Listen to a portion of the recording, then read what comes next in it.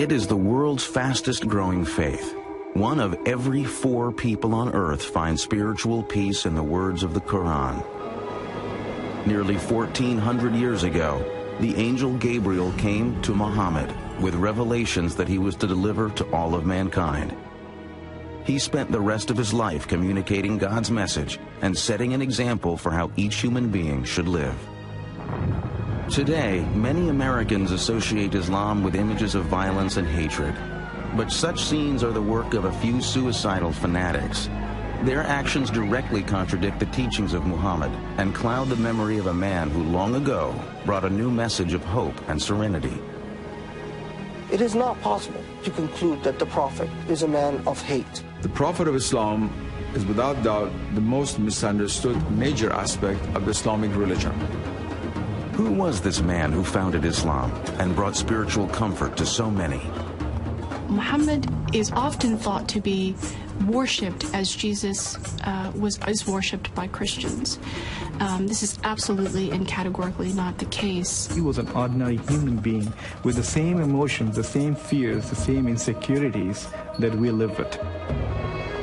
Today, Muhammad's words of tolerance and peace offer many the same guidance as they have for centuries. God's messenger, the Prophet Muhammad.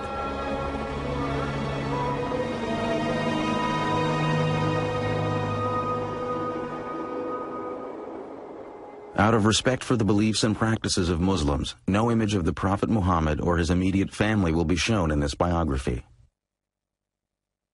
Allahu Akbar, Allah. 5 times each day, over 1.5 billion people turn toward the ancient city of Mecca and offer their prayers to Allah. From New York to Indonesia, from Nigeria to the steppes of Central Asia, Muslims repeat the words first learned 1,400 years ago from the lips of a humble merchant and gentle teacher named Muhammad. There was a time when he was very poor and he had only 1 blanket and he needed it, but there was a cat sleeping on the blanket. So he tore that part out, which was under the cat, because he did not want to disturb the cat, and he took the rest of the blanket and went away. The life of Muhammad ibn Abdullah began in 570 of the Common Era. He was born in Mecca, a thriving trading community in the land that is today Saudi Arabia. No one could have known that the life of this child would become the foundation of a religion that would one day change history.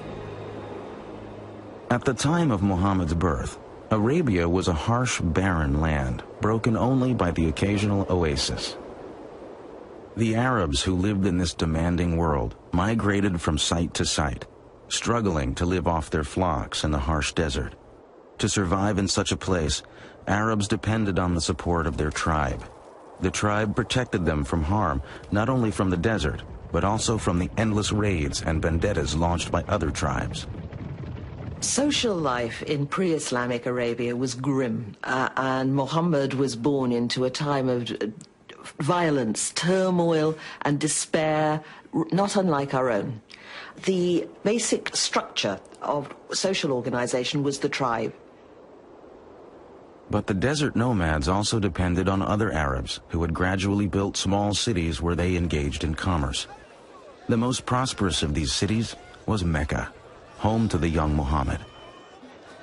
Muhammad was a member of a tribe called the Quraysh, who had left the nomadic life and become prosperous as caravan traders. Muhammad had been raised an orphan. By the time he was 8, he was under the care of an uncle who was head of one clan of the Quraysh tribe. As the primary tribe of Mecca, the Quraysh were also the keepers of the Arabs' holiest religious shrine, the Kaaba. Although a deity known as Allah was recognized, many other gods and goddesses were also worshipped at the ancient Kaaba. Arabs prayed to over 300 idols that stood in and around the sacred cube-shaped structure.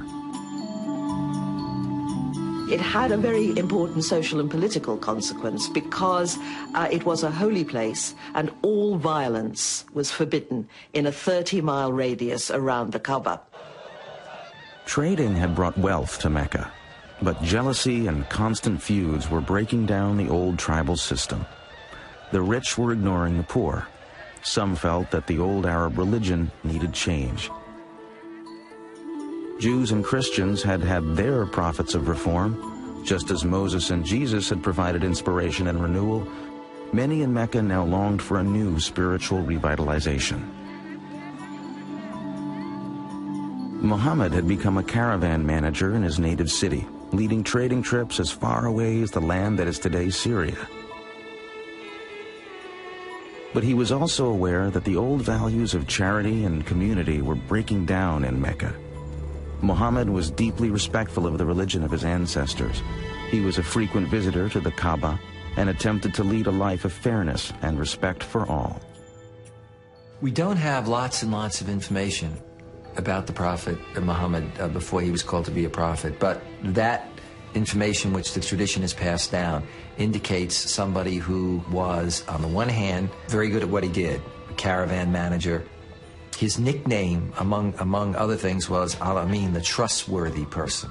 He was very soon known as the righteous one, because he was known for being a fair kind of man, a man who was concerned with social issues. As well as somebody who was efficient. He was seen as somebody who had strong leadership qualities. He was good-looking. He had a piercing eyes that seemed to go into people's souls, a smile. He sometimes looked sad, and a very sort of distinctive way of walking. In the year 595, Muhammad was hired by a wealthy woman of Mecca named Khadijah to organize and guide a caravan for her. He accepted and returned with a handsome profit. The trip would begin a new life for Muhammad and Khadijah. He was an international business executive whose boss was a woman, and he was obviously very eligible, and she proposed to him directly. Khadijah, in many ways, is an interesting historical figure. She's a self-made woman who decided to propose to Muhammad, who was not a prophet at that time. He was, reports say, 15 years her junior. They apparently had a very loving relationship. Muhammad and Khadijah had 5 daughters. Muhammad was an adoring father, and throughout his life displayed affection for all children. Although the clan headed by his uncle had little prestige among the Quraysh, Muhammad's reputation in Mecca continued to grow. He was known for his kindness to slaves, his charity to the poor, and his fairness in dealing with all.